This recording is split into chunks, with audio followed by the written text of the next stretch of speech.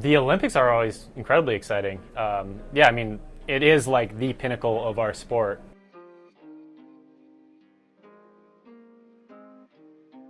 And so obviously there's an increase of attention, and with that an increase of opportunity too. And I mean, yeah, it's nice to kind of have that focal point and have that excitement with so many people. I think every sport has that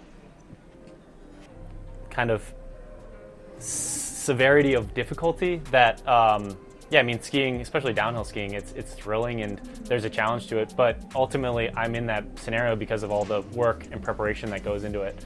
I mean, I was talking with a skier earlier today just about what like they do in their sport and how I could never do that, but like, doing flips and doing, all these different types of tricks are just insane to me, and it's because they prepare in that environment, whereas I'm preparing in mine. A brutal thing about the sport is, I think, in a way, the unpredictability from race to race. And I mean, for me, I feel like I'll get this feeling of freedom, and I go out and race and I ski unbelievably, and when I'm doing it though, it just feels so natural. And then when I go to a different venue trying to replicate that same feeling, and it does not work at all. So it's about that adaptability from one venue to the next, and also recognizing, previous success doesn't always it does not predict what's going to happen in the future. And so knowing that you kind of always have to be evolving and always have to be giving your best. And also, you never know what day is going to be a good day, so you might as well go out there and give yourself the best opportunity. The difference between a season-ending injury and success is, I mean, it just comes down to one bad turn. So you always kind of have to go out there and find how far you can push yourself without going too far.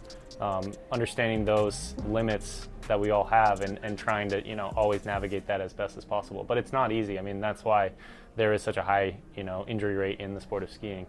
Yeah, I don't know what to expect yet. I mean, my experience in Korea was, honestly, there weren't that many fans. There were less fans there than most World Cups. And so, or at least competing in that environment, I actually feel like I fed off of it and found it was easier to just do what you're there for. Like, the purpose was so clear, and that was the skiing. And then same thing with Beijing with no fans. It was kind of the same thing. Like, we just had this whole mountain we got to play with and have fun, and you're so removed from everything that's built into the Olympics from the viewer's standpoint. So I kind of hope that in a way Italy will be like that. Obviously I want fans there because it's fun competing in front of a crowd, but it's also it'll be cool too if it is kind of a small thing that we are removed, because I think it'll for me it'll feel like I can just fully focus in on the event itself.